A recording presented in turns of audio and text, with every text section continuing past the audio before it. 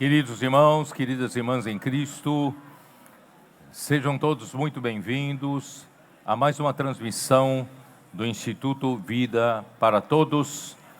Nós estamos no auditório da igreja, ou das igrejas da região do Pará, do Amapá, Maranhão e Piauí, aqui em Castanhal. Com muita alegria estamos aqui, é uma festa, né? Não sei nem descrever. O Senhor nos encheu de alegria, nos encheu irmão, de muita esperança de trazer o Senhor de volta. Isso é o que mais importa, né? Então, queridos irmãos, nós estamos iniciando uma série de 4 mensagens que formarão um livro de 4 capítulos, e o título provisório desse livro é Exército, Tabernáculo e Boa Terra. A mensagem de número 1, que nós vamos começar hoje, agora, tem por título Multiplicação e Domínio. A leitura da Bíblia está em Gênesis capítulo 1, versículos de 26 até 28. Eu queria mostrar para vocês de onde surgiu esse encargo. Foi no encontro, algumas semanas atrás, dos capitães de tropas, e onde vieram até vários capitães, vários jovens do exterior, que estão cuidando dos adolescentes. E nós tivemos uma comunhão maravilhosa, e onde o Senhor nos deu uma luz especial, né, no meio daquela situação toda. Por isso que eu quero, né, mais uma vez reiterar a vocês de que a palavra, né, a palavra do Senhor, ela realmente não vem dos homens, porque não estávamos programados a falar nada disso, mas Deus nos deu uma palavra, nos deu uma luz e nos deu uma direção, né? E tanto que a luz é tão forte que nós vamos transformar isso em 4 mensagens e vamos transformar em um livro, tá? Então, Deus tem realmente, eu vou ler aqui o que eu preparei aqui, diz assim, né, eu descrevi assim: durante o encontro dos capitães de tropas em São Paulo, o Senhor nos trouxe uma luz muito forte na sua palavra, que nos ampliou ainda mais a nossa visão em servi-lo.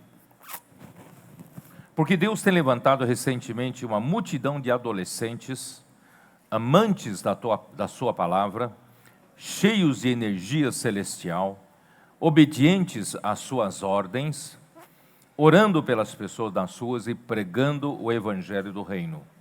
Eles constituem as tropas do exército de Deus, destemidos, resgatam as pessoas nas ruas do império das trevas para introduzi-las no reino de Deus. Essas tropas precisam de comando. O Senhor preparou jovens mais maduros para conduzi-los segundo a direção do Espírito.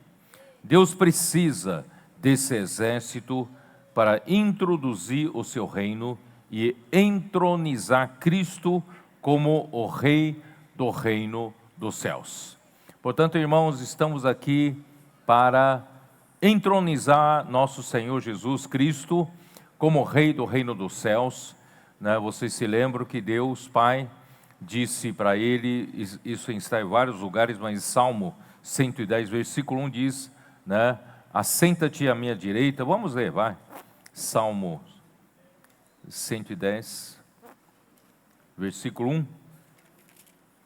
Disse o Senhor ao meu Senhor: assenta-te à minha direita, até que eu ponha os teus inimigos debaixo dos teus pés. Nosso Senhor Jesus, depois que Ele morreu por nós, derramou seu sangue na cruz, Ele foi, pela suprema grandeza do poder de Deus, Deus o ressuscitou dentre os mortos, Isso está em Efésios capítulo 1. Vamos pular de novo, vamos lá para Efésios capítulo 1, né? No versículo 19, diz assim: e qual a suprema grandeza do seu poder para com os que cremos, segundo a eficácia da força do seu poder, o qual exerceu ele em Cristo Jesus, ressuscitando-o dentre os mortos e fazendo-o sentar à sua direita, nos lugares celestiais, acima de todo principado e potestade e poder e domínio, e de todo nome que se possa referir, não só no presente século, mas também no vindouro. Então, nosso Senhor Jesus morreu uma morte, né, vicária, uma morte em que Ele realizou a redenção por nós, onde nós ganhamos o perdão dos pecados, nós somos resgatados, comprados com seu sangue de volta para Deus. E não só isso, Deus o ressuscitou dentre os mortos com seu grande poder, e não só ressuscitou, também o ascendeu, o elevou até o céu, e ele foi alçado à direita de Deus. Hoje ele está assentado à direita de Deus, ele está nos lugares celestiais. Esses lugares celestiais, irmãos, estão no nível superior a qualquer outra autoridade, por isso ele diz, ele está acima de todo principado e potestade e poder e domínio e de todo nome que se possa referir. Então, nosso Senhor Jesus está assentado, realizou a obra que Deus quis que ele realizasse, está assentado à direita de Deus, até que Deus ponha os seus inimigos debaixo dos seus pés. Agora, voltando para Salmo 110, vamos para o versículo 2. Versículo 2 diz assim: o Senhor enviará de Sião o cetro do seu poder, dizendo, domina entre os teus inimigos. Quer dizer, então Deus quer colocar todos os inimigos de Cristo debaixo dos seus pés, mas de que maneira Deus vai fazer isso? Então Deus vai enviar de Sião o cetro do seu poder, para que ele possa dominar sobre, né, os seus inimigos. Em outras palavras, Sião, irmãos, Sião é a parte forte da igreja. Sião, né, onde Davi conquistou a fortaleza, ele chamou daquele lugar de fortaleza de Sião. Sião é uma parte de Jerusalém, mas é uma parte que defende o reino de Davi, né? Então, irmãos, nós estamos aqui para introduzir o verdadeiro Davi, rei sobre Sião e rei sobre Jerusalém, rei sobre o verdadeiro Israel de Deus. Por isso, né, Deus vai usar a igreja, mas não toda a igreja, vai usar Sião, a parte forte da igreja, né, para introduzir o reino de Cristo, e colocando todos os inimigos de Cristo debaixo dos seus pés. Para isso, Deus precisa de um exército. Por isso, no versículo 3 diz assim: apresentar-se-ão voluntariamente o teu povo no dia do teu poder, com os seus santos ornamentos, como orvalho emergindo da aurora, serão os teus jovens. E eu vou ler em outra versão que ficou mais claro para nós. Na versão King James atualizada, diz assim: teu povo se apresentará generoso no dia da convocação. Esse teu povo aqui é a sua igreja. Graças a Deus, as igrejas se apresentaram prontamente para lutar pelo Senhor, para entronizar Cristo, né, rei sobre o Monte Sião. Mas o Senhor, Deus, ele providenciou mais coisa, né? Não só o povo na igreja se apresentará generoso no dia da convocação, mas nos montes santos, mais numerosos do que gotas de orvalho, no seio da aurora, tu terás teus exércitos de jovens santos. Portanto, irmãos, baseado nesse versículo, que nós percebemos em 2020 que a vinda do Senhor estava próxima. E não só próxima, mas também a aurora havia começado. Que é a aurora? A aurora é o romper do dia, é o início do amanhecer. Embora nem todos conseguem perceber o momento do início, mas pela palavra que o Senhor nos deu em 2020, nós percebemos que a aurora estava começando. Por isso, a partir de 2020 para cá, o Senhor começou realmente a mandar dos céus as gotas do orvalho, que acontece no amanhecer. As gotas do orvalho começam a surgir, e essas gotas do orvalho, irmãos, são nossos jovens, nossos adolescentes, nossos pré-adolescentes e nossas crianças. E de fato, irmãos, hoje está se formando um grande exército. Então, de um lado, o Senhor precisa desse exército, mas por outro lado, essas 4 mensagens vão mostrar para nós, de um lado, Deus precisa, né, de um exército para entronizar Cristo, o verdadeiro Davi, rei, né? Mas por outro lado, né, Cristo tem uma outra tarefa, ele foi ungido para outra tarefa. Vocês se lembram de Mateus capítulo 16, né, versículo 18, vocês se lembram? Mateus 16, 18. Cristo diz assim: também eu te digo que tu és Pedro, e sobre esta pedra, esta rocha, edificarei a minha igreja, e as portas do inferno, as portas do Hades, não prevalecerão contra ela. Então, né, se eu ler o versículo 16, vamos voltar para 2 versículos antes. Versículo 16. Respondendo Simão Pedro, disse: tu és o Cristo, o Filho do Deus vivo. Então Jesus lhe afirmou: bem-aventurado és Simão Barjonas, porque não foi carne nem sangue quem te revelaram, mas meu Pai que está nos céus. Então ele é o Cristo, ele foi o ungido de Deus para executar uma tarefa. Qual é a tarefa de Cristo? Edificar a sua igreja. Então a tarefa de Cristo como ungido de Deus é edificar a igreja, tá? Então, ele disse: eu edificarei, ele pessoalmente vai edificar a sua igreja. Então, para isso, irmãos, é que Deus o fez assentar nos lugares celestiais que nós acabamos de ver, e para ser o quê? Vamos continuar, né? Desculpe me fazer vocês irem e voltarem, mas lá para Efésios 1, né? Vamos voltar lá para Efésios 1, versículo 20, né? Eu já li, versículo 21 também já li, né? E versículo 22 diz: e pôs todas as coisas debaixo dos pés, e para ser o cabeça sobre todas as coisas, Deus deu Cristo à igreja, Deus o deu à igreja, né? Então Cristo foi dado por Deus à igreja para quê? Para que ele se torne o cabeça sobre todas as coisas. E que é a igreja, a qual é o seu corpo, a plenitude daquele que a tudo enche em todas as coisas. Irmãos, é por isso que Deus precisa da cooperação da igreja, para que a vontade de Deus seja feita. Qual é a vontade de Deus? Está em Efésios 1, versículos 9 e 10.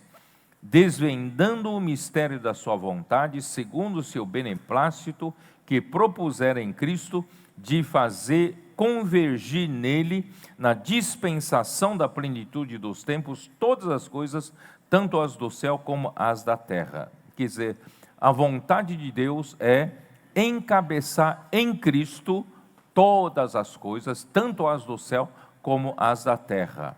Mas como ele vai fazer isso? Ele vai fazer isso por meio da igreja. Então a igreja, né, é o corpo de Cristo, e através de ele encabeçar a igreja, e ele vai encher, ele mesmo, Cristo, vai encher, né, a sua igreja com os elementos da verdade de Deus, tá? E aí então a igreja será enchida por Cristo, de realidade de Cristo, por meio da palavra. Olha a importância da palavra. Para quê? Para que a igreja fosse a plenitude daquele que enche tudo em todas as coisas, né? Preenche tudo em todas as coisas. Quer dizer, Cristo é aquele que Deus deseja encher Cristo. Então a maneira de Deus fazer Cristo encabeçar você, encabeçar a igreja, Ele enchendo você de Cristo, enchendo você da realidade de Cristo e enchendo você através da palavra. Por isso, irmãos, olha só a importância da imersão na palavra. Olha essa importância de inculcar a palavra no coração. E com isso, irmãos, a igreja precisa atender à comissão que Jesus Cristo deu à igreja antes, né, de ascender ao céu. Isso está nos últimos versículos do capítulo 21, Mateus 21, né, últimos 3 versículos. Dá uma olhada em Mateus 28, versículo 18, 19, 20. Jesus, aproximando-se, falou-lhes dizendo: toda a autoridade me foi dada no céu e na terra, porque ele tem a missão de ser o cabeça sobre todas as coisas, tanto do céu como as da terra, né? Ide, portanto, fazei discípulos de todas as nações, batizando-os em nome do Pai, do Filho e do Espírito Santo. Irmãos, o que quer dizer a gente ir pregar o evangelho e fazer discípulos de todas as nações e batizando-os em nome do Pai, do Filho e do Espírito Santo? Sabe o que significa isso? Nós vamos pregar o evangelho, né? E esse evangelho vai, né, através do batismo, principalmente quando a pessoa crê no Senhor Jesus, o Espírito Santo batiza aquela pessoa que crê em Jesus em um membro do corpo de Cristo. Nós não somos apenas arrolados numa denominação, os nossos nomes não foram meramente arrolados em uma instituição religiosa, não. Quando nós cremos em Jesus, o Espírito nos batizou para sermos um membro vivo do corpo de Cristo. Certo? Então a nossa missão é que as pessoas sejam batizadas para dentro, né, do corpo de Cristo como membros vivos funcionando. E versículo 20, ensinando-os a guardar todas as coisas que vos tenho ordenado, e eis que estou convosco todos os dias até a consumação do século. Quer dizer, de um lado, nosso Senhor Jesus Cristo, através da ressurreição, Deus Pai o fez assentar nos lugares celestiais à sua direita, mas ao mesmo tempo, quando a igreja exerce a sua missão de pregar o evangelho, batizar as pessoas para se tornarem membros do corpo de Cristo, irmãos, e quando nós ensinamos essas pessoas, e entre outras palavras, nós aperfeiçoamos essas pessoas para quê? Para a edificação da igreja, né? Cristo que está sentado no céu, está sentado à direita de Deus, está conosco. Nosso Senhor Jesus Cristo está conosco quando pregamos o evangelho nas ruas, quando nós oramos pelas pessoas nas ruas, Cristo está conosco.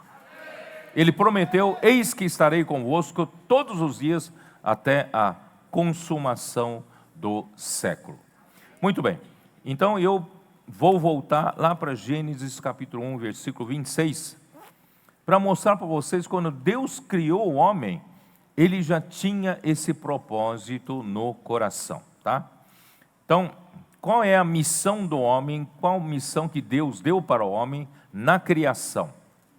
É multiplicação e domínio. São duas coisas. Nós precisamos nos multiplicar com o fim de dominar a terra para o Senhor, tá? Então, vou ler o versículo 26.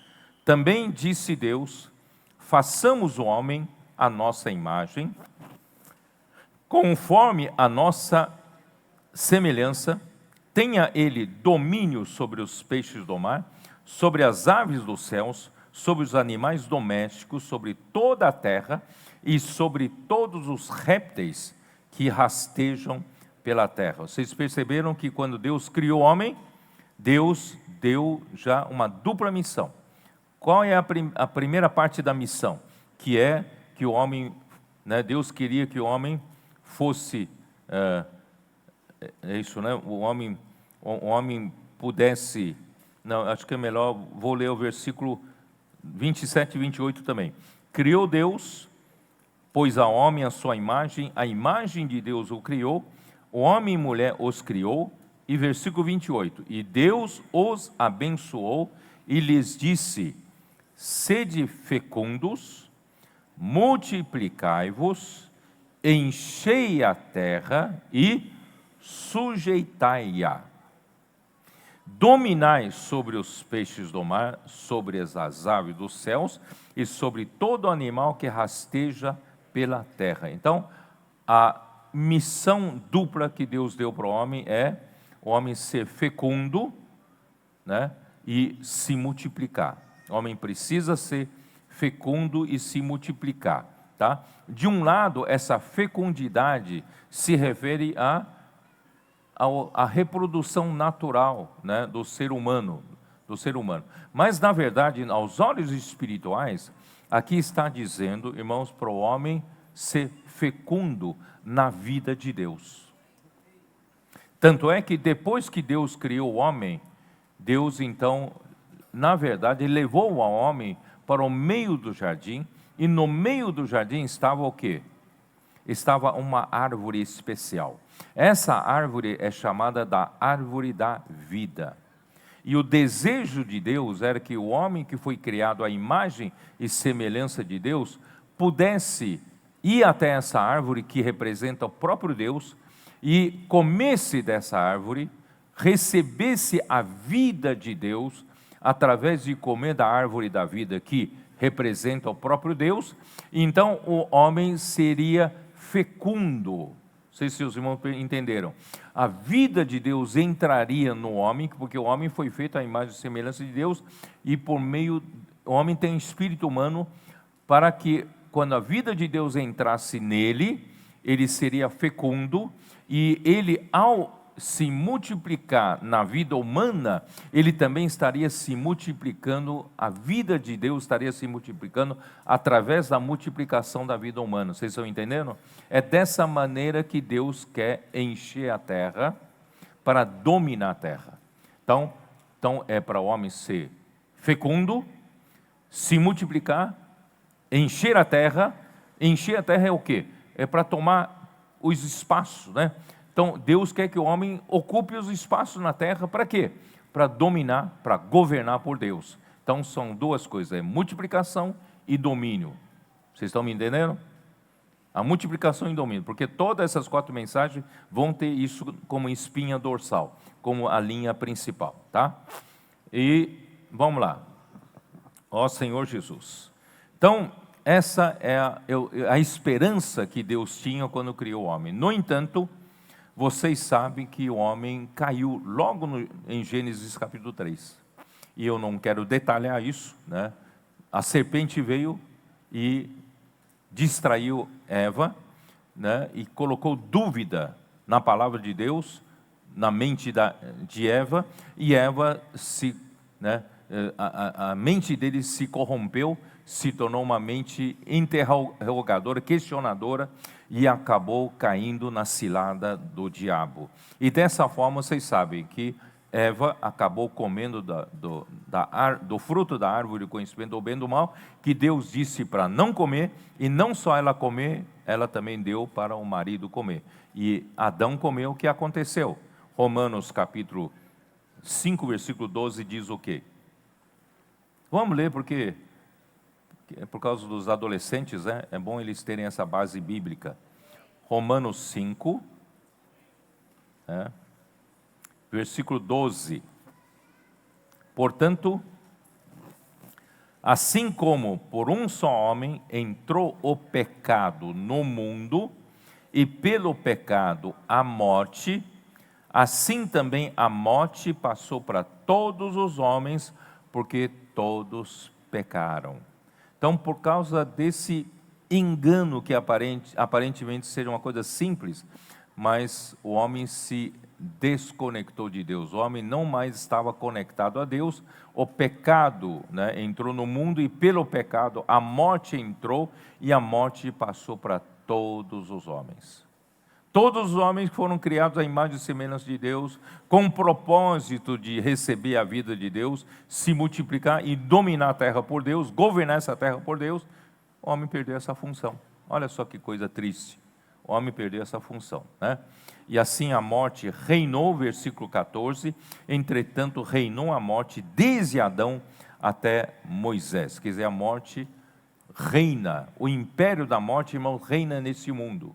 Todos os homens estão debaixo do reino das trevas, do império da morte. Que triste, né? Que triste. Ó Senhor Jesus. Então, na época de Moisés, de Noé, né, dê uma olhada em Gênesis 6, já a época de Noé, olha que situação da humanidade. O homem que foi criado à semelhança e imagem de Deus, para receber a vida de Deus e para dominar essa terra por Deus, não é isso? E o homem acabou o quê? Escravizado debaixo do reino das trevas, do império da morte, né? E naquele tempo, capítulo 6 de Gênesis, versículo 11, diz assim: a terra estava corrompida à vista de Deus e cheia de violência, né? Viu Deus a terra, e eis que estava corrompida, porque todo ser vivente havia corrompido o seu caminho na terra. Então disse Deus a Noé: resolvi dar cabo de toda a carne, porque a terra está cheia da violência dos homens, eis que os farei perecer juntamente com a terra. Então o homem perdeu essa função. Todos os homens que havia já na geração de Noé, irmãos, toda a geração foi exterminada com dilúvio por causa da maldade excessiva e da corrupção excessiva do pecado e da morte. Aí sobrou, depois do dilúvio, sobrou só Noé e os seus filhos, e a partir daí, irmãos, parece que houve uma nova esperança, mas o pecado estava no homem, a morte dominava o homem, reinava sobre o homem, e daí para frente, não vou nem detalhar a história. A partir de Nimrod, já a geração dos homens já começou a ser enganada pelo domínio das trevas. Nimrod passou a pregar: nós não precisamos temer a Deus, não precisamos ter medo de Deus, o homem pode viver sem Deus, e começou a defender uma civilização sem Deus. Então ali dizer: nós não precisamos de Deus, eu vou cuidar de vocês. O homem pode cuidar de si mesmo, só que o homem precisa de alguma ajuda, de algum tipo de divindade. Então passou a adorar os ídolos, e o homem se tornou idólatra a partir de Nimrod.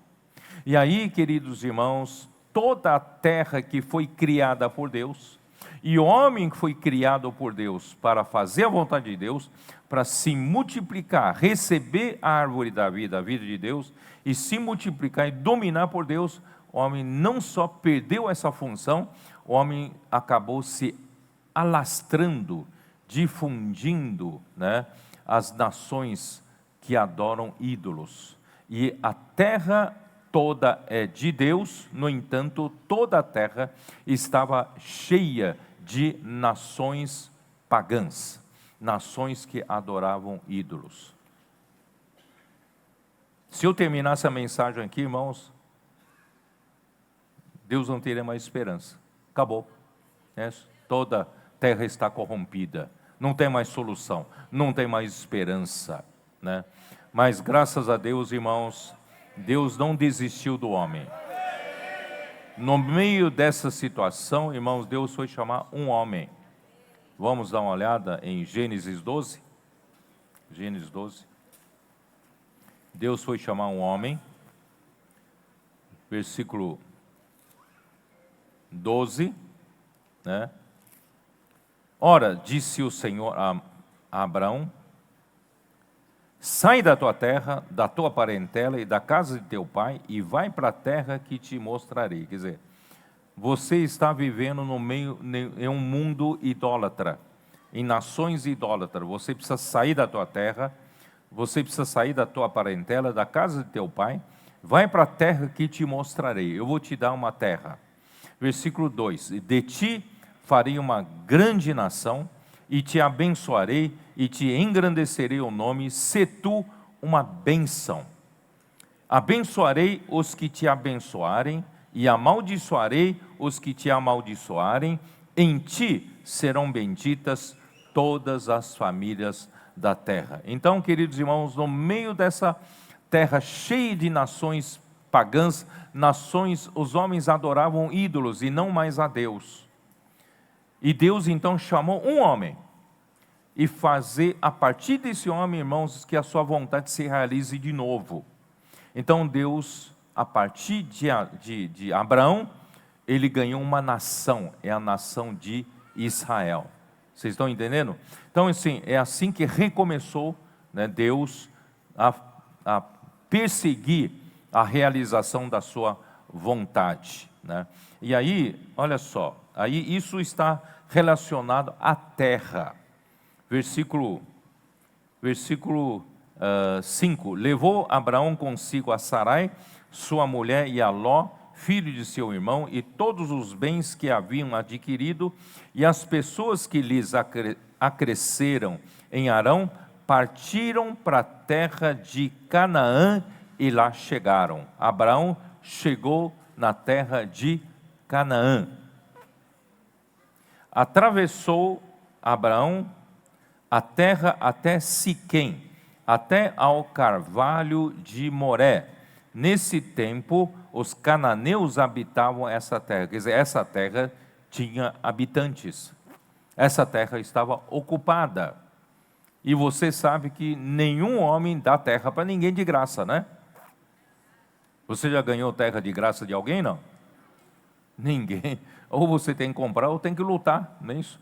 Então, os reinos naquele tempo lutavam para ter terra. Irmãos, é a mesma coisa, tá? Aí, olha só, versículo seguinte, versículo 7. Apareceu o Senhor a Abraão e lhe disse: darei à tua descendência esta terra.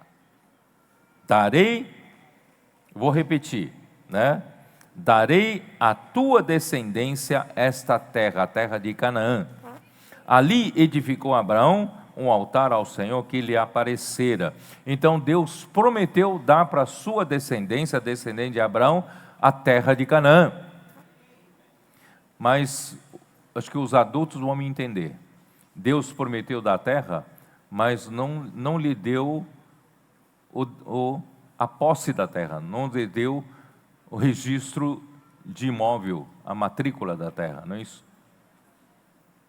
Então essa terra foi prometida, mas tem que ser conquistada. Vocês estão entendendo? Por isso que Deus precisa de exército, precisa ser conquistada, tá? Vamos continuar. Aí então, o que aconteceu? No capítulo 13, depois que Ló se separou de Abraão, porque ele saiu, né, Abraão saiu com sua esposa e levou Ló junto, porque ele não tinha filho, levou Ló, seu sobrinho, junto, né, para viver com eles, como seu filho. Só que Ló não quis ser filho de Abraão. Ló quis uma vida independente, né? Ló quis que ele tivesse também o seu gado. Ló queria que ele tivesse também o seu próprio rebanho, a parte de gado e do rebanho de Abraão. Irmãos, eu acho que foi a maior tolice dele. Se o Ló tivesse dito: já que Abraão e Sara me adotaram como filho, eu quero ser filho, não é? Eu quero ser filho, eu não preciso de um gado à parte, eu não preciso de um rebanho à parte, né? Eu sou filho de Abraão, pronto. Não precisaria, irmão, ter duas estruturas para criar gado, porque naquele tempo tinha que criar duas estruturas para criar gado, para criar rebanho, duas estruturas para ter pastores de Abrão, pastores de Ló, e então aí não cabia junto na mesma terra. Então, Deus então fez Abraão separasse, Ló separasse Abrão, e Abraão então disse para Ló, olha, você escolhe para que lado você for, eu vou para o outro lado, porque não cabe nós dois aqui. Irmãos, essa foi a maior tolice de Ló, não é isso? Então Ló se separou de Abraão, irmãos, ele perdeu toda a bênção. Qual foi o fim de Ló? A sua esposa se tornou uma estátua de sal, não é isso? Ele perdeu a cidade que ele morava, Sodoma e Gomorra, foram queimadas, né? E ainda teve a sua descendência através de relação incestuosa com as suas filhas. Olha que triste fim, não é isso? Então, irmãos, melhor você dizer, Abraão, eu quero fazer parte do povo de Deus, eu sou da família de Deus, eu não quero ter minhas próprias coisas, não. Sabe, esse negócio de não, eu também quero o meu próprio espaço. Irmãos, isso é a maior tolice. Nós queremos ir onde o Senhor quer, não é isso? Onde o Senhor escolheu Abraão, quero seguir Abraão. Não, eu não quero seguir Abraão, quero ter meu próprio espaço, irmão, é a minha maior tolice. Aí quando, Ló se separou de Abraão, aí que o Senhor apareceu a Abraão de novo. Olha o versículo 14 de Gênesis 13. Disse o Senhor a Abraão, depois que Ló se separou dele, ergue os olhos e olha desde onde estás, para o norte, para o sul, para leste e para oeste, oriente e ocidente. Porque toda essa terra que vês, eu darei a ti e à tua descendência para sempre. Farei a tua descendência como pó da terra, de maneira que se alguém puder contar o pó da terra, então se contará também a tua descendência. Olha só o versículo 17, levanta-te, percorre essa terra no seu comprimento e na sua largura, porque eu te darei. Irmãos, precisa pisar na terra. Quando Deus nos promete, a gente precisa pisar. Por isso nós precisamos ir na rua, nas ruas, ir nas cidades, irmãos, para pregar o Evangelho, para pisar a terra que o Senhor prometeu nos dar, né? Ó Senhor Jesus. Vamos lá. Então, eu não posso demorar demais nessa história, porque eu vou passar de uma maneira muito resumida, tá? Aí vocês sabem que de Abraão veio Isaac, veio Jacó. Jacó então teve 12 filhos, vocês sabem dessa história. E só que no final da vida de Jacó, a sua família ficou no Egito, por causa da fome que havia na terra de Canaã. Mas eles ainda não tinham tomado posse da terra de Canaã. Então eles foram parar no Egito e ficaram por mais de 400 anos no Egito. No início estava muito bem, ganharam a melhor terra de Faraó, que honrava muito José. Ele deu a terra de Gósen, a melhor terra, mas depois apareceu um faraó que não conhecia José, acabou a escravizar o povo de Israel. Então Deus tirou esse povo, e o Egito representa o mundo que nós vivemos. Então um dia o Evangelho chegou até nós, e Deus nos chamou e nos tirou do mundo, para a igreja, nós estamos na igreja. Portanto, irmãos, Deus um dia nos chamou, nos salvou e nos chamou. Aí tirou esse povo do Egito, eles estavam debaixo de uma escravidão, tinham que trabalhar, servir ao Egito, que representa, Faraó representa o rei desse mundo, que é Satanás. Irmãos, nós não estamos aqui para servir ao mundo. Embora nós precisamos do mundo para a gente sobreviver, o nosso emprego está lá, não é isso? Nossa sobrevivência está lá, mas nós não pertencemos ao mundo. Nós somos do Senhor. Fomos comprados com seu precioso sangue. Nós pertencemos ao Senhor. Então o Senhor, com a mão poderosa, tirou esse povo do Egito, e ele abriu o coração quando o povo chegou no Monte Sinai. Isso está em Êxodo 19. Vamos dar uma olhada em Êxodo 19. Eu estou contando essa história para vocês terem a ideia do contexto, tá? Êxodo 19.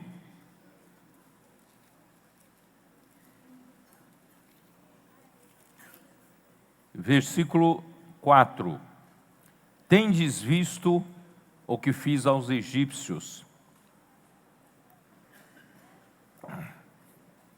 como vos levei sobre asas de águia e vos cheguei a mim. Não é uma religião. Eu quero que o meu povo se chegue a mim e chegue bem perto, né? E Deus não quer uma coisa religiosa, Deus quer uma coisa orgânica. Deus quer um povo chegado a Ele, né? E agora, pois, se diligentemente ouvides a minha voz e guardardes a minha aliança, então sereis a minha propriedade peculiar dentre todos os povos, porque toda a terra é minha. Deus pode dizer de boca cheia, toda a terra é minha, mas a tristeza é que toda a terra é dele, mas os povos eram pagãos. E ele precisava de uma nação diferenciada. Ele precisava de um povo que seja dele. Por isso ele disse assim: pois se diligentemente ouvirdes a minha voz e guardardes a minha aliança. O que quer dizer isso? Só tem um jeito de nós termos essa realidade de sermos o povo de Deus, irmãos, é pela palavra. Por isso, irmão, vamos dar valor para a palavra. A palavra profeta tem feito milagres entre nós, irmãos, é porque Deus determinou assim. É a palavra que vai fazer a obra de Deus. Então nós precisamos, né, ouvir a voz do Senhor diligentemente, assim como esses adolescentes aqui, ó. Vocês estão vendo eles tomarem notas? Eles são diligentes, ó. Se diligentemente ouvides a minha voz e guardardes a minha aliança, eles são obedientes a essa palavra que estão ouvindo. Eles ouvem, fazem imersão, eles obedecem, né? E saem para pregar o evangelho, né? Salvando outras pessoas. Então, esse é o caminho, irmãos, esse é o caminho para a gente se tornar bem chegado ao Senhor. Deus quer você bem chegado a Ele. Não é você ser um religioso, né, que meramente reza terço, né, como chama aquilo, né? Não, Deus não quer esse ranço religioso. Deus quer você perto dele. Deus quer você chegado a Ele. Como você pode ser chegado a Ele? Como você pode ser íntimo dEle? Como você pode entender o coração dEle? Irmãos, é pela palavra. E a palavra não pode ser uma coisa religiosa para você. A palavra é uma coisa viva, que transforma você, que muda a sua vida, que faz você amar mais o Senhor, não é isso? Então é isso que o Senhor está querendo, criar um povo orgânico, um povo que é dele. E aí sim Deus pode dizer: esse povo é de propriedade peculiar minha. Olha, toda a terra é minha, mas eu não tenho um povo de propriedade minha, e agora eu quero ter.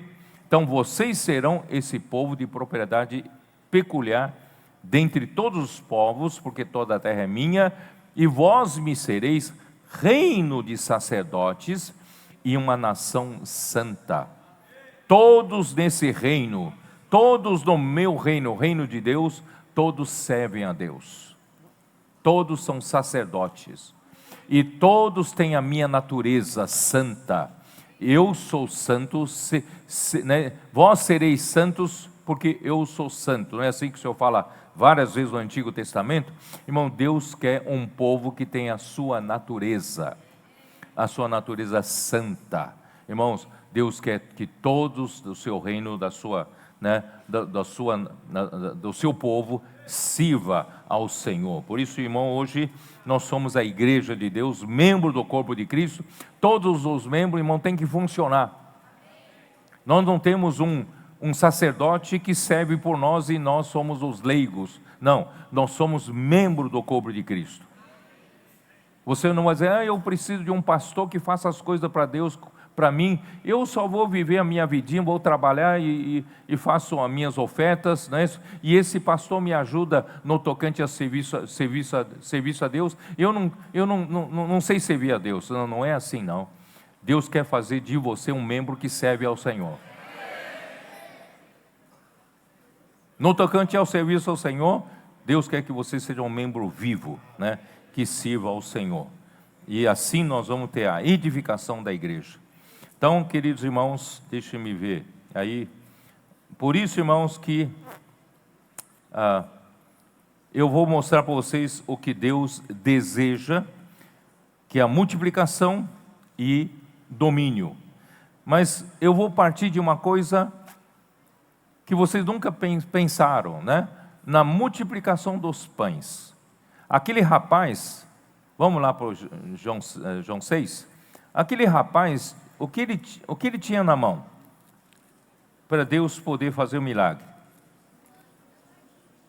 Ele tinha 5 pães e 2 peixinhos, tá? Eu vou usar isso aqui para falar sobre multiplicação e domínio, tá? Vocês talvez nunca tenham ouvido sobre isso. 5 pães. Então, vou falar dos 5 pães. O que o Senhor fez com 5 pães? O Senhor multiplicou. Aí você vê a multiplicação. Os pães vêm de quê? Vêm da vida vegetal. Os pães aqui são pães de cevada. E poderiam ser pães de trigo, que nós comemos todos os dias, vem de trigo. Então, os pães vêm de uma vida vegetal, e irmãos, essa vida vegetal, ela representa o quê? Todos os grãos, todos os cereais, acontece o mesmo milagre. Qual é o milagre? Por que os agricultores plantam cereais? Eles plantam na proporção de um grão que eles plantam, que aparentemente morre na terra, acaba, o seu dinheiro do seu bolso está nesse grão que ele planta. Esse grão ele coloca na terra e morre e acaba. Só que esse grão que morre na terra se multiplica, né? Se multiplica o quê? Em 30 grãos, em 60 grãos ou em 100 grãos, conforme Mateus 13, não é isso? Então, o grão de um cereal visa a multiplicação da vida. Então, em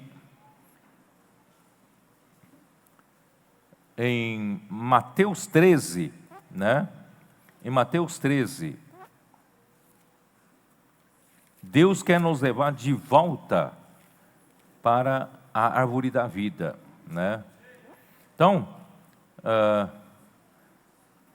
nós precisamos da terra para ter a multiplicação. Deus colocou o homem na terra para poder se multiplicar. Irmãos, o grão precisa da terra para se multiplicar. Vamos primeiro para João, Evangelho de João, capítulo 12. Evangelho de João, capítulo 12, versículo 24. Que diz esse versículo: em verdade vos digo, se o grão de trigo caindo na terra não morrer, fica ele só. Mas se morrer, produz muito fruto. Por isso, irmãos, os 5 pães daquele menino, irmão, representa a vida vegetal, que Deus quer fazer a multiplicação da vida de Deus. Jesus tinha a vida de Deus. Ele caiu aqui na terra, mas se ele não se dispor para morrer, ele só, ele vai morrer com a vida divina. O homem vai morrer com a vida divina dentro dele sem produzir nada. Mas ele se dispôs a morrer. Ele morreu na cruz, e essa morte, através da ressurreição, produziu muitos grãos. Eu e você somos essa reprodução da vida de Deus. não é? Então, os 5 pães, a vida vegetal representa a multiplicação de grãos, tá? Então, o que Deus quer fazer realmente? Aí podemos ir para Mateus 13. Mateus 13. Senhor Jesus. Não vou ler tudo, tem muita coisa para ler, né? Versículo, vou ler assim. Versículo 3 diz assim: de muitas coisas lhes falou por parábolas e dizia: eis que o semeador saiu a semear. E ao semear, uma parte caiu à beira do caminho, e vindo as aves a comeram. Então, essa semente é aquele grão de trigo, certo? Que Deus quer efetuar a multiplicação. E outra parte caiu em solo rochoso, onde a terra era pouca, e logo nasceu, visto não ser profunda a terra. Saindo, porém, o sol a queimou, e porque não tinha raiz, secou-se. Essa semente caiu na terra, mas não vingou, né? Outra caiu entre os espinhos, e os espinhos cresceram e a sufocaram. Mais uma semente que não vingou.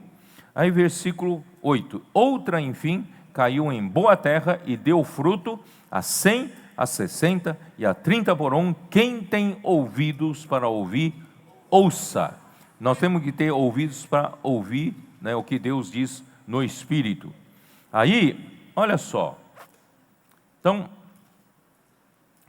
versículo 10. Então se aproximaram os discípulos e perguntaram: por que lhes falas por parábolas?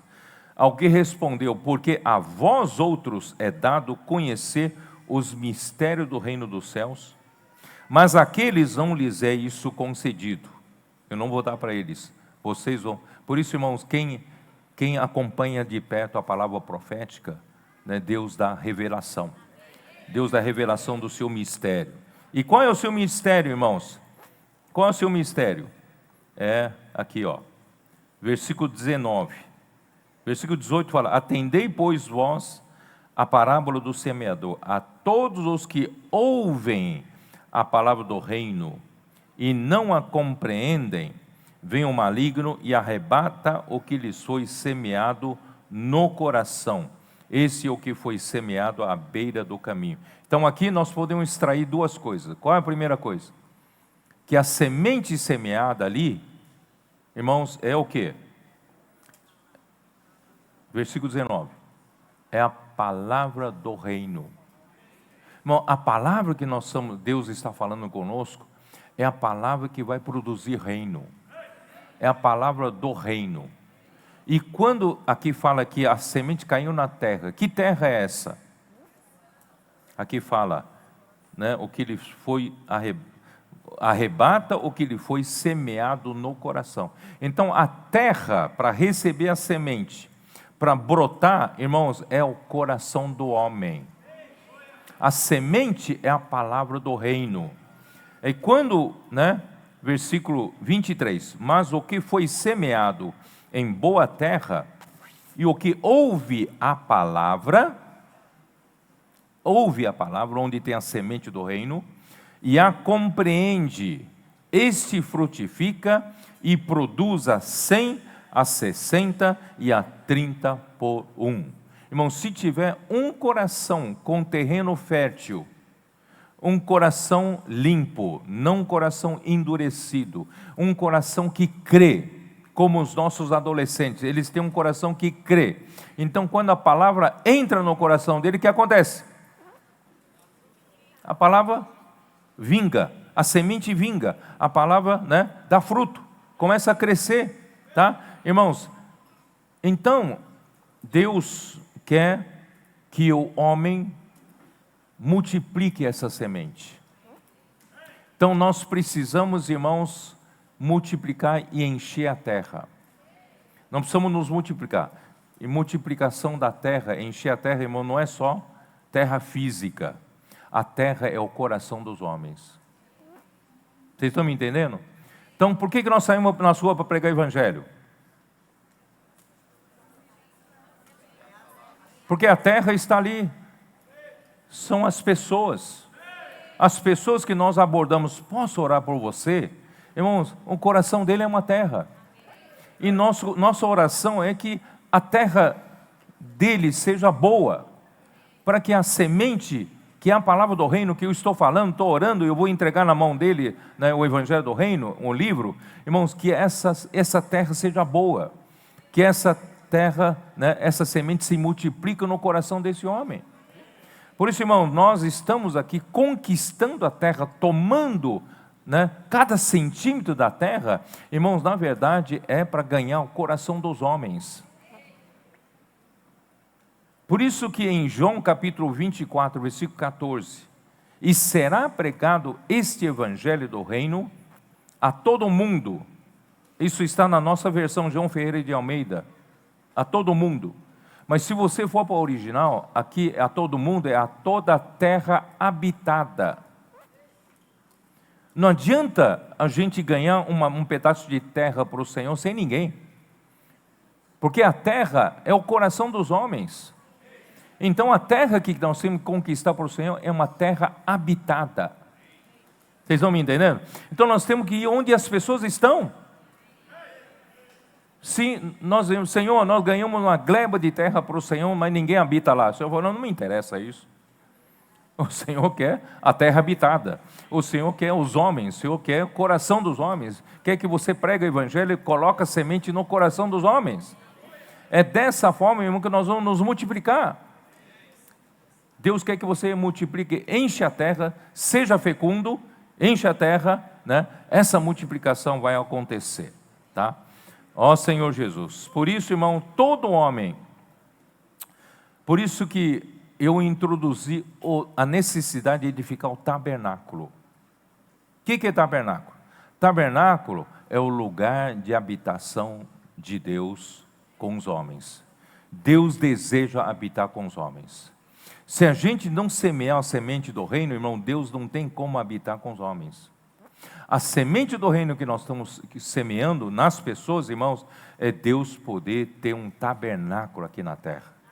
Na igreja está o tabernáculo de Deus, né? Por isso, irmão, todo aquele, João capítulo 1, versículo 12, todo aquele que crê em Jesus, que receber Jesus, Deus deu-lhe o direito de ser feito filhos de Deus, né? A saber, os que creem no seu nome.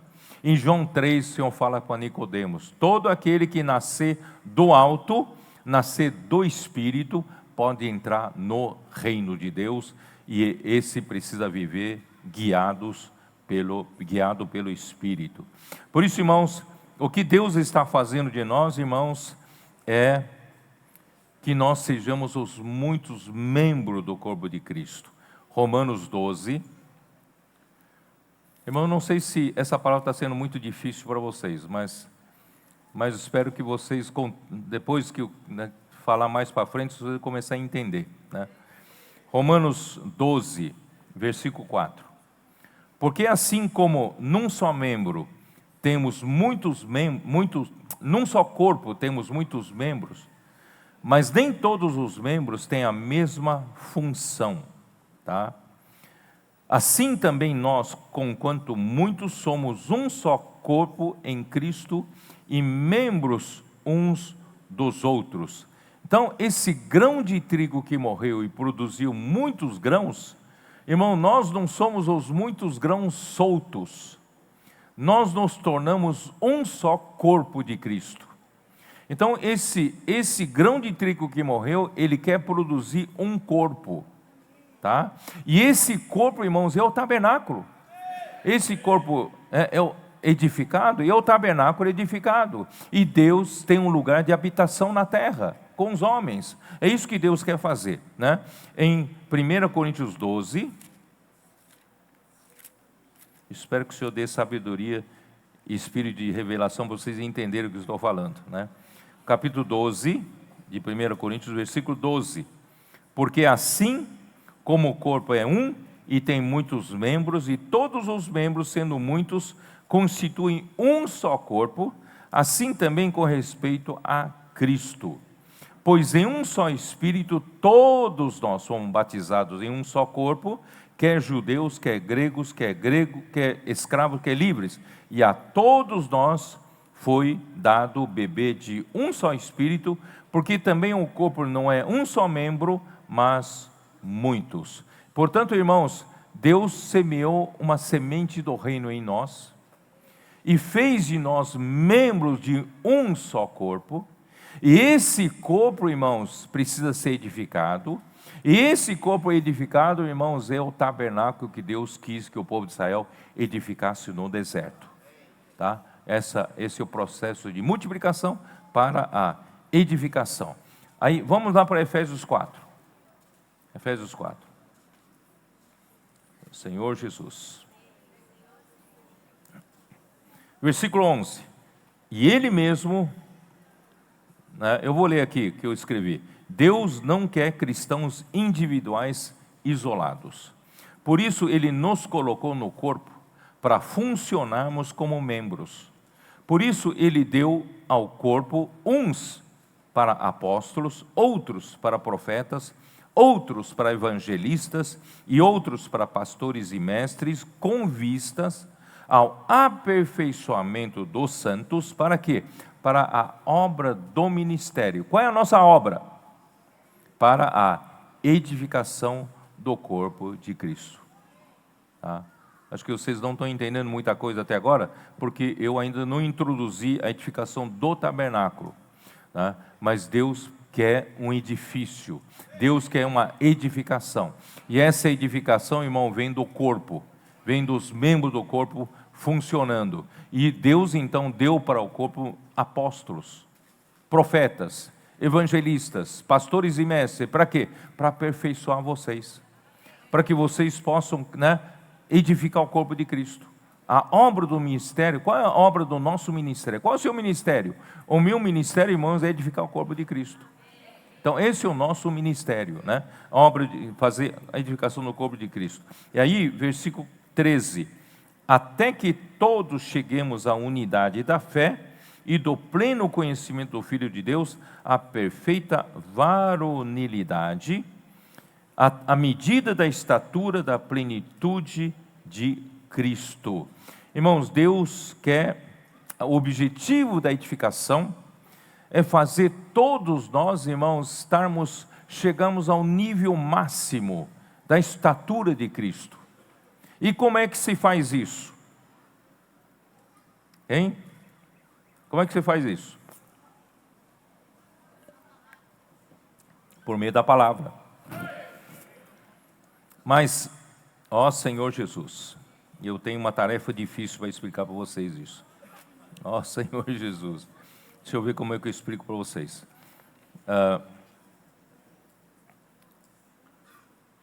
Como é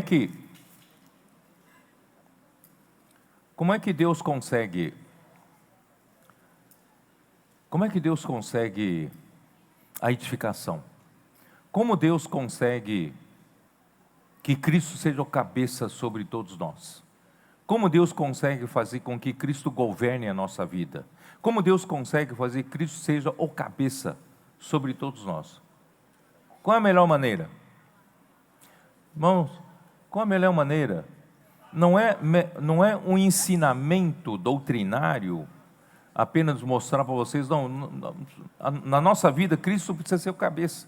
Na sua vida Cristo precisa governar todas as suas ações. Você pode saber disso, mas não ter a realidade disso. Então sabe qual é a melhor maneira, irmãos? Deus quer, Ele quer encher Cristo, encher você com Cristo. Essa é a melhor maneira, né? Dá uma olhada em Efésios capítulo 3. É que eu não tenho como fugir, eu não quero explicar muito, mas não tem como fugir do livro de Efésios. Irmão, o livro de Efésios nos mostra todo o desenho, projeto que Deus quer fazer aqui com o homem, né? Com a igreja. Capítulo 3 de Efésios, versículo 17, como diz: e assim habite Cristo no vosso coração, pela fé, estando vós arraigados e alicerçados em amor. Qual é a maneira de Cristo fazer cabeça, Ele ser cabeça na sua vida? E consequentemente na vida de todos os membros e Cristo ser o cabeça sobre a igreja como um todo. Como é que ele consegue fazer isso? Como é que consegue fazer isso? Hein? Ele consegue fazer isso quando ele conseguir colocar Cristo no seu coração. E não é só no seu coração, Cristo precisa morar, precisa habitar no seu coração. Esse habitar aqui, irmãos, não é ter Cristo como hóspede. Ele não quer ser hóspede no seu coração, ele quer ser dono do seu coração. Então, a sua mente e a sua emoção precisam permitir, né, que Cristo seja o dono. Você ainda pensa muitas coisas naturais, mas ele deseja encher a sua mente com Cristo. Suas emoções são muito frágeis, não é verdade? Nossas emoções são muito frágeis. Uma situação difícil, irmão, fragiliza muito a gente. Nós temos emoções frágeis. De que maneira Deus consegue, né, resolver isso? Encher de Cristo, fazer Cristo morar em meu coração, ser dono da minha emoção. De que maneiras Ele consegue ser dono da minha vontade? Encher Cristo da minha vontade. Mas você vai dizer, como é que Ele vai fazer isso? Como é que vai fazer isso? Como é que vai fazer isso?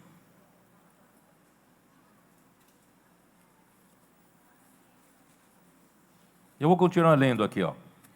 Continua lendo. E assim habite Cristo no vosso coração, pela fé, estando vós arraigados e alicerçados em amor. Vocês veem que a nossa raiz, nossa base tem que ser amor. E nós cantamos o hino aqui, fala fio a fio, estamos sendo entrelaçados para nos tornarmos um tecido de amor. Então, dessa forma, Cristo está encabeçando a gente, quando Ele começa, né, Ele começa a entrar e habitar na minha mente, Ele começa a habitar na minha emoção, Ele começa a habitar na minha vontade. E como é que esse habitar, irmãos, traz um alicerce de amor. E não só isso, vamos continuar. E a fim de poderes compreender com todos os santos qual é a largura, o comprimento, a altura e a profundidade, quer dizer, você começa a conhecer a dimensão de Cristo, o tamanho de Cristo, juntamente com todos os santos. E conhecer o amor de Cristo que excede todo entendimento, você vai tendo a noção do que seja o amor de Cristo, né? E ali é para quê? Para que sejais tomados de toda a plenitude de Deus. Irmãos, só tem um jeito de Deus fazer Cristo cabeça sobre a sua vida, e ele encher você com Cristo. Encher você com Cristo na sua mente, emoção e vontade. E colocar você junto no corpo, juntamente com todos os santos, para você poder experimentar e ver a dimensão de Cristo. E você experimentar o amor de Cristo que excede todo entendimento. Tudo isso, irmão, tem um objetivo. Qual é o objetivo? Para que você seja enchido, preenchido até a plenitude de Deus. Irmão, só tem um objetivo que Deus está fazendo na multiplicação. Ele quer encher você de Cristo. Só que, irmãos, isso ainda é doutrinário. Como é que Deus vai me encher de Cristo? Agora vem, né, no capítulo 5, versículo 18, e não vos embriagueis com vinho, no qual há dissolução, mas enchei-vos do Espírito. Encher de Cristo é encher-se do Espírito. E como eu vou me enchendo do Espírito? Falando entre vós. Não é isso? Irmãos, falando entre nós é imersão. Falando entre nós, irmãos, é a transcrição, é a imersão, né? É inculcar a palavra no coração. Irmão, por isso que o caminho que os comportores tomaram na imersão, né, o caminho que os adolescentes tomaram na imersão, irmãos, é o caminho correto. Essa maneira de fazer imersão na palavra, nós estamos nos enchendo de Cristo. E nos enchendo de Cristo, irmão, nós estamos edificando o corpo de Cristo, né? Nós estamos chegando à unidade da fé, né? E o resultado, ainda não terminei o capítulo 4, tá? Resultado é nós chegamos à unidade da fé, do pleno conhecimento do Filho de Deus, à perfeita varonilidade, à medida da estatura da plenitude de Cristo, né? E chega no versículo 15, mas seguindo a verdade em amor, cresçamos em tudo naquele que é a cabeça, Cristo. O resultado, irmãos, é que nós vamos estar seguindo a verdade em amor, vamos estar crescendo naquele que é a cabeça, o Cristo. Todos os membros vão estar crescendo na cabeça, de quem todo o corpo, bem ajustado e consolidado, pelo auxílio de toda a junta, segundo a justa cooperação de cada parte, efetua o seu próprio aumento para a edificação de si mesmo em amor. Acho que está sendo muito difícil para vocês entenderem, né? Ó Senhor Jesus, eu estou falando do lado da multiplicação, eu estou me referindo à edificação do tabernáculo. Estou falando para edificação, para multiplicação, irmãos. O que Deus quer obter, irmãos, é um tecido de amor. Que Deus quer, né, obter em nós, irmãos, enchendo-nos de Cristo. E nós servimos como um reino de sacerdotes. Irmão, Deus está tecendo um tecido de amor entre nós. Ou não está? Vocês que estão servindo adolescentes, vocês não percebem que está tecendo um tecido de amor? Deus está suprindo vocês com o amor de Deus, e ao servir juntos, vocês vão vendo que um tecido de amor está sendo tecido. Essa é a edificação da igreja e essa é a multiplicação da vida. E Deus está ganhando mais pessoas por causa disso. Ó Senhor Jesus, está muito difícil tentar explicar para vocês, mas é isso que está acontecendo. Aí, irmãos, você pode conferir com Colossenses 3, 16, é a mesma coisa. Habite ricamente em vós a palavra de Cristo, instruí-vos e aconselhai-vos mutuamente em toda a sabedoria, né? E o que vai acontecer, irmãos? É através de falarmos entre nós, a imersão na palavra, inculcando a palavra, essa realidade da edificação, da multiplicação, vai acontecer entre nós, né? E Colossenses 3, eu não li o 14, versículo 14 diz assim: acima de tudo isso, porém, esteja o amor, que é o vínculo da perfeição. Irmãos, o amor é o único elemento que consegue unir-nos uns aos outros. Não é mera amizade, não é mera aproximação, não é de comer pizza junto, mas é o amor de Deus. É o único que é capaz de unir-nos juntos e tecer esse tecido de amor, né? E aqui, seja a paz de Cristo, árbitro em vosso coração, a qual também fosse chamados em um só corpo, sede agradecidos. E no versículo 2 do capítulo 2 de Colossenses, para que o coração deles seja confortado e vinculado juntamente em amor. Irmãos, esse conformado e vinculado é coalescido, é tecido, é colocado num tecido de amor. Irmãos, a edificação tem que resultar num tecido de amor. Eu estou preparando terreno para mais outras mensagens, para poder falar sobre tabernáculo. Aí vocês vão começar a entender, tá? Então, a consumação, irmãos, o que Deus está querendo fazer, Mateus 1, versículo 23, diz, o nome de Jesus, de Cristo, já nos dá ideia do que Deus quer fazer, né? Mateus 1, versículo 23. Eis que a virgem conceberá e dará à luz um filho, e ele será chamado pelo nome de Emanuel. O que é Emanuel? Que quer dizer Deus conosco. Então, o tabernáculo que Deus quer que o povo construa no deserto, irmãos, é o lugar de habitação de Deus conosco. E esse trabalho Deus vai dar continuação, por exemplo, em João capítulo 15. Que figura você vê em João capítulo 15? A figura de uma videira verdadeira, né? Essa videira verdadeira é uma figura do tabernáculo, né? Aqui diz assim, versículo 1: eu sou a videira verdadeira e meu pai é agricultor, né? E todo ramo que estando em mim não der fruto, ele o corta, e todo que dá fruto limpa, para que produza mais fruto ainda. Vós já estáis limpos pela palavra que vos tenho falado. Permanecei em mim e eu permanecer em vós, como não pode o ramo produzir fruto de si mesmo, se não permanecer na videira, assim nem vós o podeis dar. Se não permanecerdes em mim, eu sou a videira, vós os ramos. Quem permanece em mim e eu nele, esse dá muito fruto, porque sem mim nada podeis fazer. Irmãos, o que Deus está querendo mostrar é que o trabalho de Deus, irmão, nos edificar para sermos uma coisa só com Deus. Cristo é a videira e nós somos os ramos. Os ramos e a videira são a mesma coisa.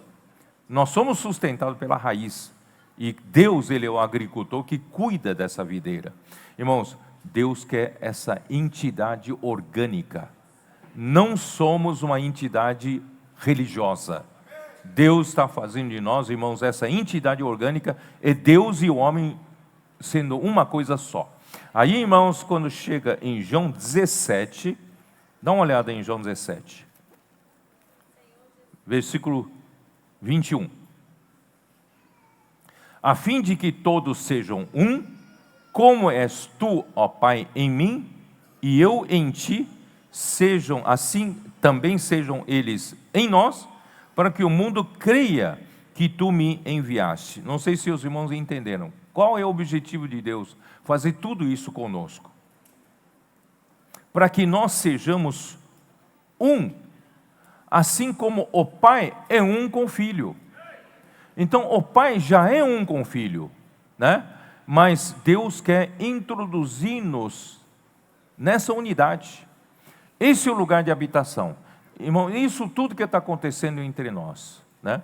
Casa de adolescentes, pregando o evangelho, imersão na palavra. O que está acontecendo? Nós estamos sendo inseridos para dentro de Deus, do Deus Trino, cada vez mais. Estamos sendo mais um entre nós e mais um com Deus, né? Aí eu lhes tenho transmitido a glória que me tem dado, para que sejam um como nós o somos, e eu neles e tu em mim, a fim de que sejam aperfeiçoados na unidade. O trabalho final de Deus na edificação, irmão, de nos fazer totalmente um com Deus. E lá em Apocalipse 21, é o resultado final desse trabalho. 21, né? Versículo 3. Então ouvi grande voz vindo do trono, dizendo: eis o tabernáculo de Deus com os homens. Deus habitará com eles, eles serão povos de Deus, e Deus mesmo estará com eles. Essa última frase, irmãos, é melhor entendido por uma outra versão da Bíblia. Se vocês tiverem a Bíblia de Jerusalém, vocês vão ver, essa última palavra diz assim: e ele, Deus com eles, será o seu Deus. Quer dizer, nosso Deus, depois desse trabalho de edificação, de unir-nos com o Pai e com o Filho, nós seremos parte, inseridos em Deus. Deus, no futuro, não será só Deus, será Deus com os homens. E ele, Deus com eles, será o seu Deus. Quer dizer, Deus será o Deus com os homens. Então, a realidade do tabernáculo vem em hoje nós edificarmos a igreja.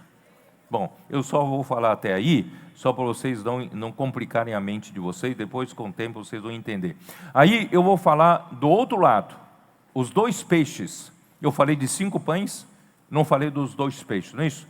Os 2 peixes referem-se ao testemunho e está ligado ao domínio. Ó Senhor Jesus. Peixe vem da vida animal. E a vida animal está ligado à redenção. Cristo precisou derramar seu sangue precioso para nos redimir, para fazer a redenção. E a redenção é para quê? A redenção é para domínio, para o reino. Deus nos comprou para Ele ter um reino aqui entre nós, tá? Olha, eu acho que o melhor versículo para entender é Apocalipse 5. Dá uma olhada. Apocalipse 5, versículos 9 e 10. Eu gosto muito desses dois versículos. Aí vocês vão entender que os dois peixinhos são para redenção, e a redenção é para o reino, para domínio, né? Aqui diz, versículo 9, dê uma olhada. E entoavam novo cântico, dizendo, digno és de tomar o livro e de abrir os seus selos, porque foste morto, e com teu sangue compraste para Deus. Então isso está se referindo à vida animal. Então Cristo, né, derramou seu sangue. Quando precisar da redenção, precisa do sangue. E sangue vem da vida animal, né? Da vida vegetal nós vemos a multiplicação, mas da vida animal nós vemos a redenção. E a redenção está ligado ao domínio, porque a redenção indica que o pecado entrou no homem. A redenção indica que Deus perdeu o homem para outro reino. Não sei se vocês estão me entendendo, né? A redenção indica que o pecado entrou no mundo, né? A morte entrou no mundo e a morte passou para todos os homens. E o homem esteve debaixo de outro reino. Então a redenção visa tirar esse povo do outro reino para estabelecer o reino de Deus. Tá? Então vou ler de novo.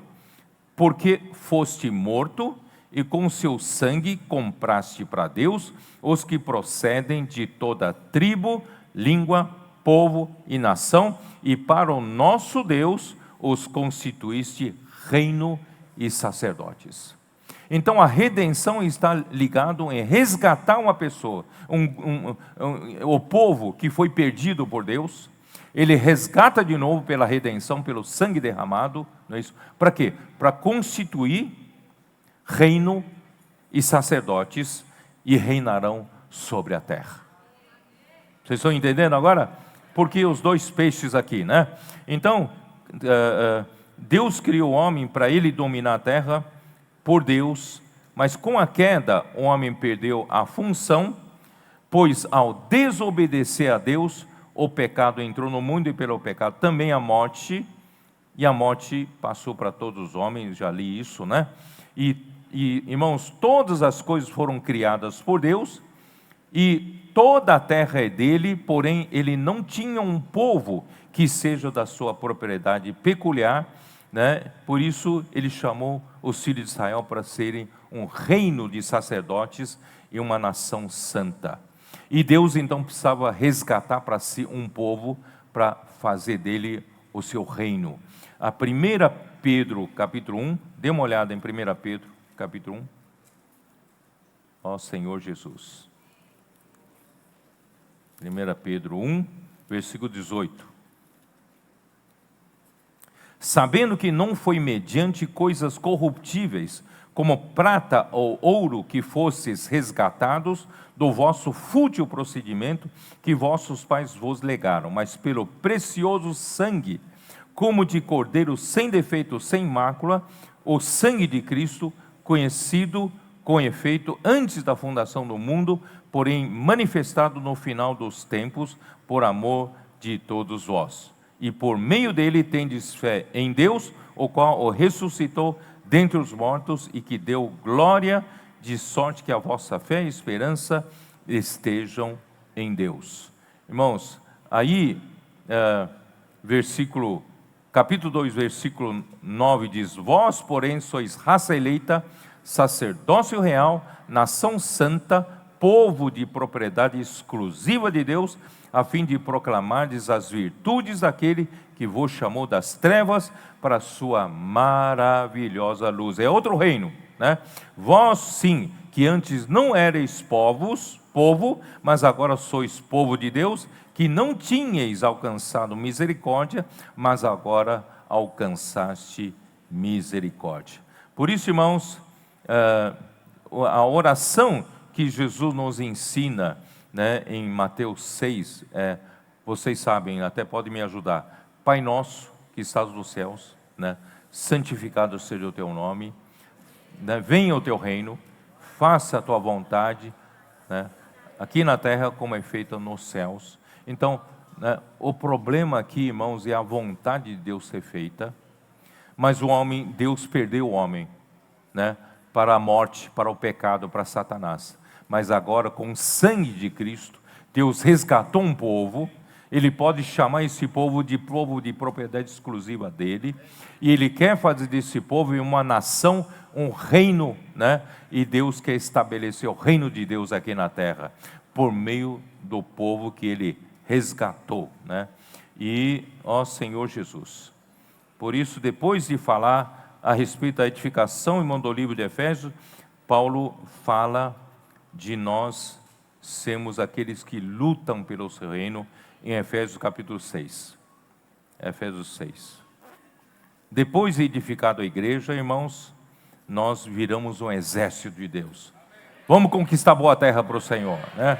Então, versículo 10 de Efésios 6. Quanto ao mais, sede fortalecidos no Senhor e na força do seu poder, revesti-vos de toda a armadura de Deus, para poderes ficar firmes contra as ciladas do diabo, porque a nossa luta não é contra o sangue e a carne, e sim contra os principados e potestades, contra os dominadores desse mundo tenebroso, contra as forças espirituais do mal nas regiões celestes. Portanto, tomai toda a armadura de Deus, para que possais resistir no dia mau, e depois de teres vencido tudo, permanecer inabaláveis. Então, aí, contra a igreja edificada, né, as portas do inferno não prevaleceram contra ela. Por isso, irmão, Deus precisa nos edificar, precisa ter multiplicação, precisa da edificação, tecer um tecido de amor. Nós então temos a realidade de Deus, irmão, de lutar pelo reino de Deus. E nós vamos trazer, irmãos, o reino de volta para Deus. E, ó Senhor Jesus, e quando terminar a nossa luta na nossa era, irmão, nós vamos introduzir o reino de Cristo. E Cristo vai reinar com os vencedores durante 1000 anos. E quando terminar os 1000 anos, sabe o que vai acontecer? Satanás será solto. Ele ainda vai provocar mais uma rebelião. Ele está provocando rebelião no nosso tempo. E nós estamos lutando contra ele. Mas ele não vai nos vencer, não, né? Nós estamos vencendo porque Cristo está conosco. E depois que Cristo reinar por 1000 anos, Satanás ainda vai causar confusão. E isso é bom, porque Deus vai poder limpar toda a rebelião, juntamente com Satanás, por lago de fogo. E quando isso acontecer, irmãos, 1 Coríntios 15, para terminar. 1 Coríntios 15. Ó Senhor Jesus. Ele vai varrer, olha aqui. 1 Coríntios 15, versículo 23 diz assim: cada um, porém, na sua própria ordem, Cristo as primícias, depois os que são de Cristo na sua vinda, isso é, ressurreição dentre os mortos, né? Então virá o fim, quando ele entregar o reino ao Deus e Pai, quando ele houver destruído todo o principado, bem toda a potestade e poder, com a ajuda da igreja. A igreja será esse exército, formado por vocês adolescentes e jovens, toda a igreja. Esse exército vai derrotar Satanás, né? E quando então, né, derrotar tudo, porque convém que Cristo reine, até que haja posto todos os inimigos debaixo dos seus pés. E o último inimigo a ser derrotado, destruído, é a morte. Porque a morte entrou pelo pecado e passou para todos os homens. E agora nós precisamos derrotar a morte. Vamos tirar a morte do nosso meio, né? Porque todas as coisas sujeitou debaixo dos pés. E quando diz que todas as coisas lhe são sujeitas, certamente exclui aquele que tudo lhe subordinou. Quer dizer, Deus Pai não está sujeito a Cristo. Deus Pai é que colocou Cristo para sujeitar todas as coisas. Aí quando, porém, todas as coisas lhe estiverem sujeitas, então o próprio Filho também se sujeitará àquele que todas as coisas lhe sujeitou, para que Deus seja tudo em todos. Sabe, quando isso acontecer, sabe o que vai acontecer? As dispensações dos tempos terminarão. Não precisaremos mais do tempo. O tempo, né, os tempos existem, as dispensações do tempo existem, é para que Cristo reine. Quando Cristo se reinou, quando entregar o reino ao Pai, porque todos os inimigos já foram derrotados, a desobediência foi derrotada, o diabo foi derrotado, a morte foi colocada no lago de fogo, irmãos, não terá mais nenhum inimigo a mais. Tudo estará debaixo do encabeçamento de Cristo e encabeçamento de Deus. Irmãos, aí, irmãos, não precisaremos do tempo, e todos nós seremos introduzidos na eternidade. Não seremos mais limitados pelo tempo mais. Principalmente os vencedores, já nos 1000 anos, irmãos, não viveremos mais nessa matéria, esse corpo material. Nós vamos estar num corpo espiritual.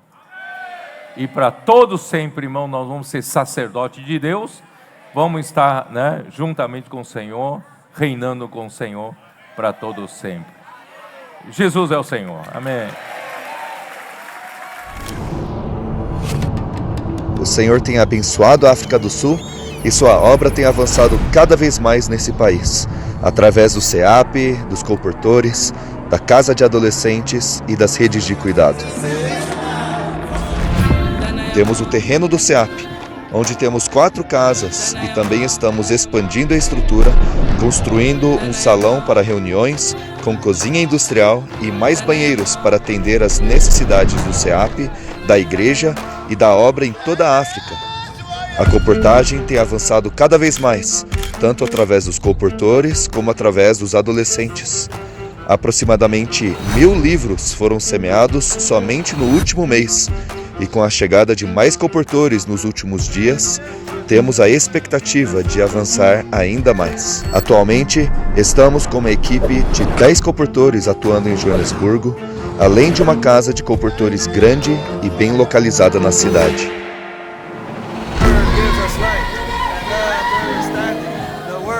Na casa de adolescentes, 15 a 20 adolescentes vêm para casa todo fim de semana e cada vez mais temos convidados. Eles amam a palavra profética, a imersão, o dorme com Deus e a colportagem. A igreja tem sido renovada com a alegria e a simplicidade deles nas reuniões. Vamos seguir pregando o Evangelho do Reino a toda a terra, levando todas as coisas ao encabeçamento de Cristo para trazê-lo de volta.